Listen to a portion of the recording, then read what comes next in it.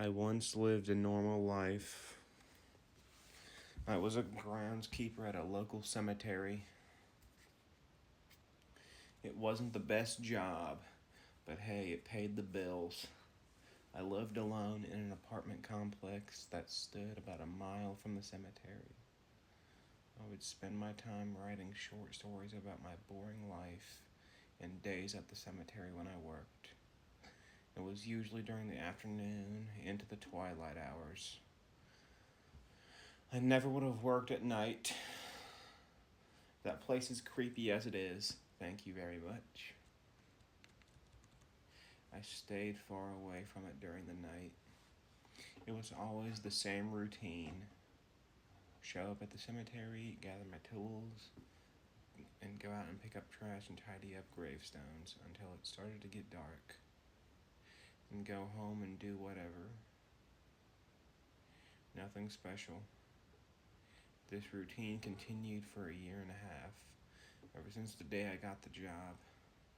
Not once did I ever run into anything spooky, like you'd see in a cheesy horror movie. There were never any black cats or curses, and certainly no zombies crawling out of the ground to eat my brains. However, there was one day that would change my life forever. The day I saw him, or rather, it. The day I saw the Slender Man. It started off like any other day. I walked to the cemetery, got my tools, and headed out to pick up the trash. But something felt different that day. It was hard to explain, but I felt as though I was being watched.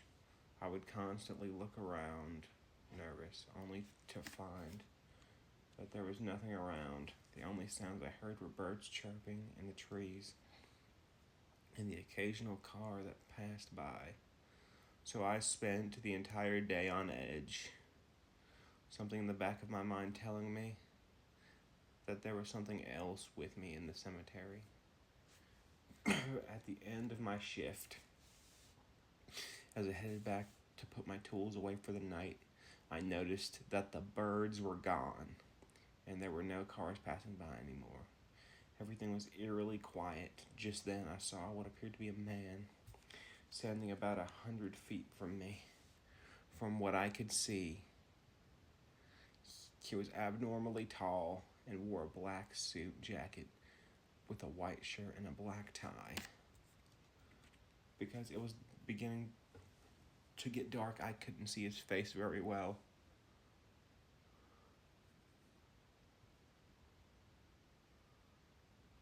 So I couldn't tell if it was anyone familiar. I called out to him, but he didn't move. He just stood there like a statue. I began to walk towards him, occasionally dropping my tools along the way. I bent over to pick them up, and when I looked to where the man was, he was gone. There was no sign of him anywhere. I scratched my head and shook it off, thinking that I was just seeing things because I was overworked. I put my tools away and headed home. But I walked a little quicker than usual. I was a little nervous and questions filled my head. Who was that man? Why did he just stand there? How did he disappear so quickly? Was he real or just a figment of my imagination? That night, I barely slept at all. It was my thoughts that caused my insomnia. The next day at the cemetery, I was even more tense. I felt like a leaf were to fall on my head. I'd scream in terror. Unfortunately for me, the more tense I got, the more distracted I got from work. Soon enough, my boss, Jeff, came out to talk to me.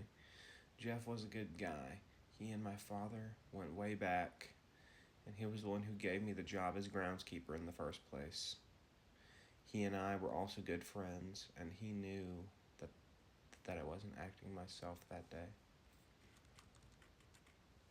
"Stephen, what's the matter?" he asked me.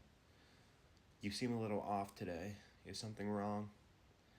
I didn't want to sound like a crazy person, but I knew I could never lie to Jeff. "I saw something yesterday, Jeff. There was a man in a suit that was just standing out in the cemetery. He didn't do anything, and then he just disappeared out of nowhere." It kind of freaked me out. Jeff looked at me like I was crazy. "Wait, what did you say this man looked like?" I was surprised that he actually somewhat believed my story.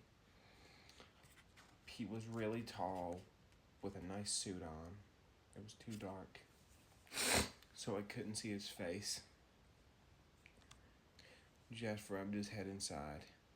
"I don't believe it." I rolled my eyes, thinking he was talking about my story, but then he continued. "I didn't think the legends were true, but what you've explained to me, Stephen, verifies that maybe the Slender Man does exist." Now I was the one that was confused. Slender Man? What's a Slender Man? I'm not the one you should be asking these questions, Steve. I know a little bit about him. But I have a friend.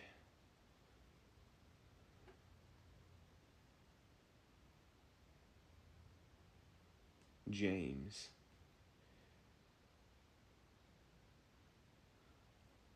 He knows everything there is to know about the Slender Man. He took out a piece of paper and a pencil and scribbled something down. "This is where he lives," he said, handing it to me.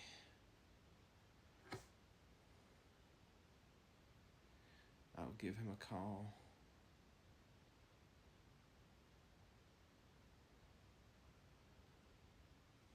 "And tell him what you saw and that you're coming to learn more about Slender Man. Any questions you may have, he'll answer them." I still thought the idea was a little crazy, but I wanted to know exactly what this Slender Man was. That night, I did as Jeff suggested and paid a visit to his friend James. As I entered his house, I saw he was already seated at a table with pictures scattered all around. When I walked through the door, James greeted me with a smile. "Ah, Stephen, Jeff told me that you were coming. Please take a seat." I pulled up a chair at the table and began to observe some of the pictures he had laid out. "Jeff told me that you think you saw the Slender Man and that you want more info on him. Well, you've come to the right place." I nodded, and he began to tell me everything I know, or he knew. "One thing you should know about the Slender Man is he is not human," James began. "We don't know what he is exactly, but we know for sure he isn't human. People who have seen him describe him as just as you saw him, but he is sometimes seen with black tentacles emerge from his back.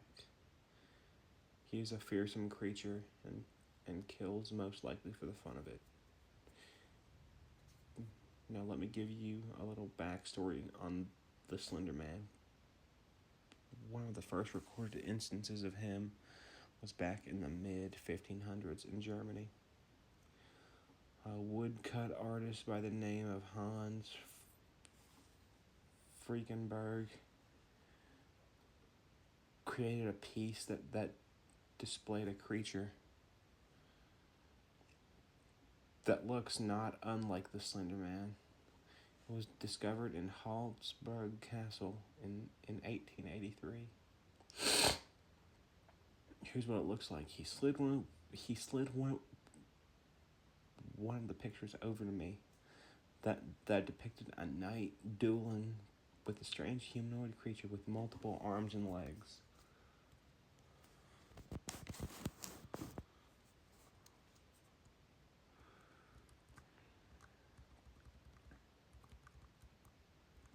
James continued.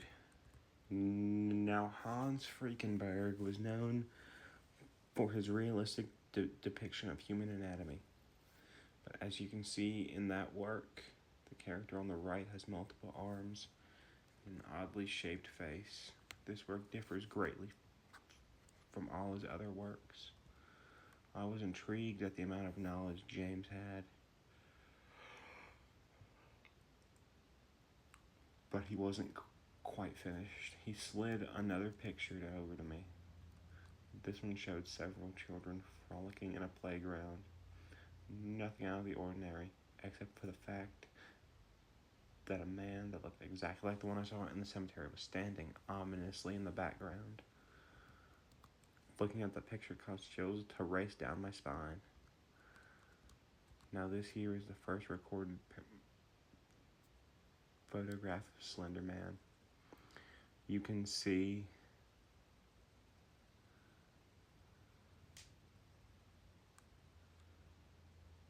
him in the background.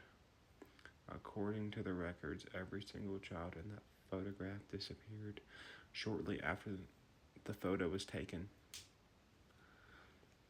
They haven't been seen since. I was astonished. I couldn't believe what I was seeing. James then passed me a few more modern-looking pictures. Each one seemed like a normal, everyday nature or family photo. But in the background of all of them, the same tall man could be seen looming in the shadows.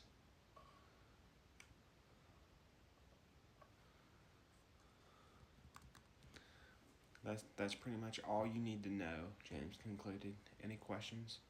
I shook my head, still trying to wrap my head around why this thing was looking at me the day I saw him. The Slender Man is a mysterious force, Stephen, James told me. Nobody knows exactly why he does the things he does. Whether he does it for sport or he is a pawn for some higher being.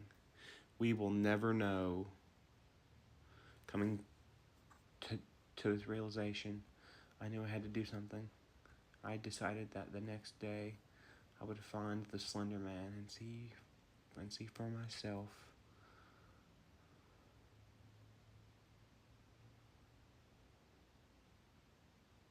What kind of monster he was. I figured he was probably still in the vicinity of the cemetery. So I would hopefully find and capture him. I wouldn't try that if I were you, James warned. The Slender Man has powers that you wouldn't believe. It's best to let nature take its course. Whatever you do, don't try to approach him if you sight him. I assured James I would do no such thing and thanked him for all of the information as I left. However, I was still content on attempting to end the Slender Man's reign of terror once and for all. I worked through the next day like it was any other day, but I kept my guard up the whole time, looking for any signs of the Slender Man.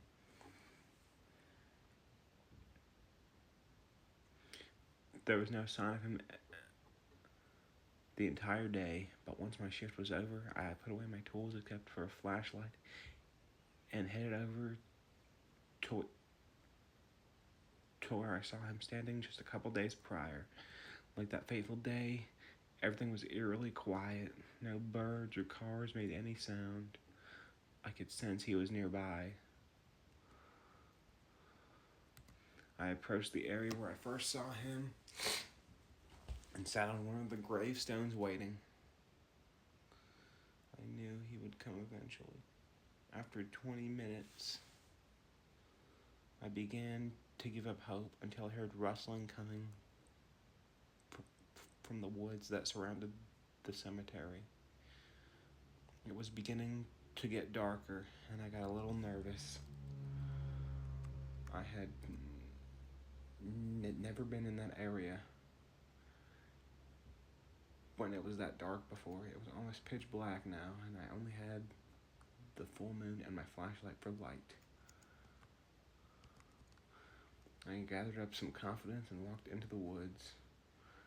My flashlight shining through the darkness, I followed the rustling sound through the woods, and it began to get louder and louder. It grew closer and closer, and my heart began to race. Sweat formed on my brow, and my hands shook as I tried to hold the flashlight steady. "Show yourself," I ordered, as loudly as I could. Suddenly, from out the brush of the woods came a squirrel. I let out a deep sigh of relief as the squirrel just stared at me for a few seconds. Then it took off running away from me. I thought nothing of it. It was a squirrel after all. They're usually afraid of their own shadow. I turned around and it felt like I walked into a brick wall. I fell hard to the ground and dropped my flashlight. I couldn't see much, but I could see the outline of a figure illuminated by the full moon. I stumbled around like a madman, grabbing for the flashlight. I found it and shined it at the figure. I started at its legs and moved the flashlight up its body. When I hit its torso, I saw that it was wearing a suit and tie. I swear I felt my heart stop for a moment. I shined the light up at its face and gasped in horror at what I saw. This creature had no face.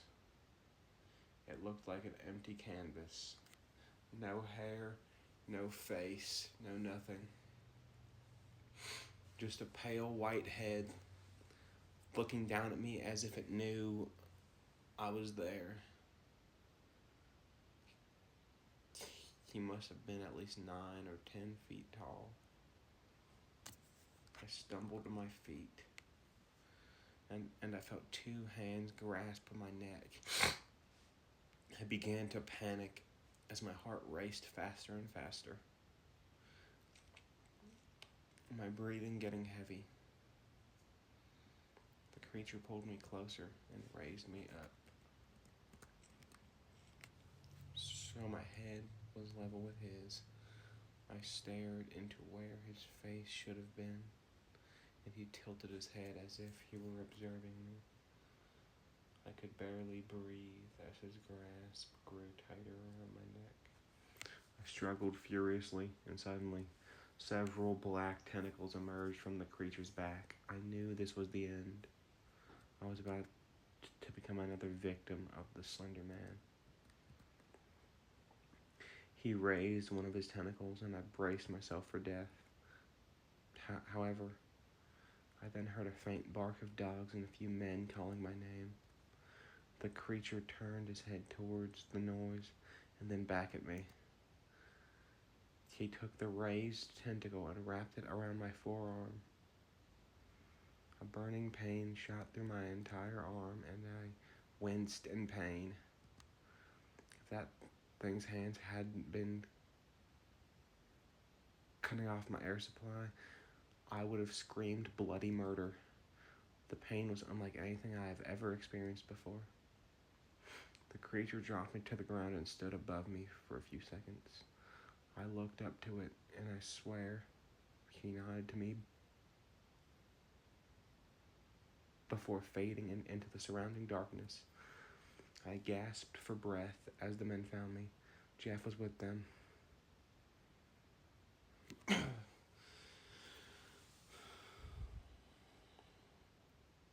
Stephen, what the hell happened here? We heard you yelling, so we came to find out what was wrong with that little energy I had left. I let out a whisper, barely audible. It was the Slender Man. Then everything went black.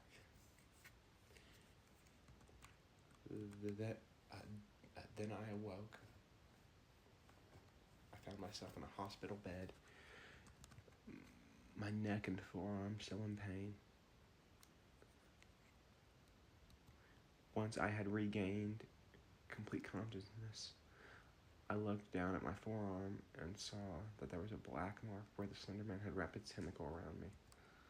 I stared at it for a few minutes, trying to contemplate why it had spared my life and left me with just a black mark. But before I had a chance to think anymore, Jeff and James came into my room, Jeff carrying my laptop. "How are you feeling, Steve?" Jeff asked me. "Still in a little bit of pain," I replied. "The doctors say I should be out in a couple of days, maybe even tomorrow. I warned you not to approach him." James shook his head. "I figured he would be a little upset with me." "I know, I really wish I had listened to you," I apologized. He put his hand on my shoulder in comfort. "It's all right. I know how you feel. You wanted to get up close and personal with the view of Slender Man. Who wouldn't? I'm just surprised he lets you live. I was just as surprised. Had it not been for the men calling my name, I probably wouldn't have gotten so lucky." Soon later, Jeff handed me my laptop. "Why'd you bring this?" I asked him. "Because you need to tell your story," he replied. The story about how you met and survived the Slender Man.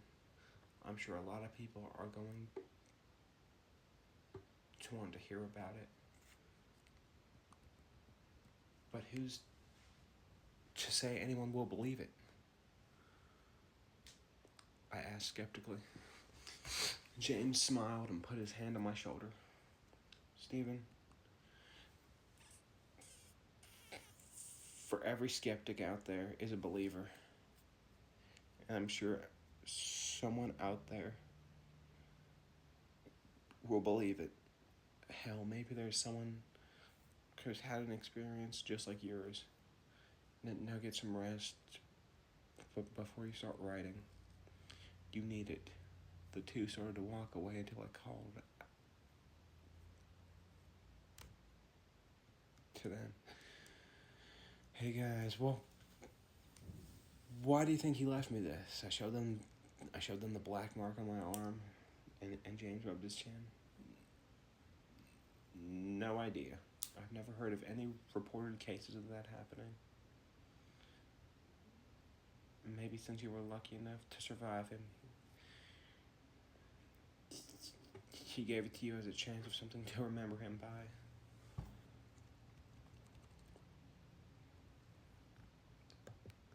He smiled, and the two walked out of my room.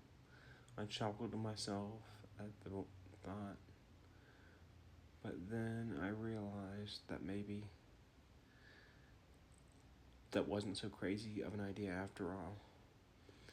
I opened my laptop and began writing this story. My story. The story of my experience with the Slender Man. If I learned anything from that ordeal, it's that we may never know who or what the Slender Man is exactly, and where he's going to show up next. But I give you this warning, dear reader. Beware of the Slender Man, for the Slender Man watches us all.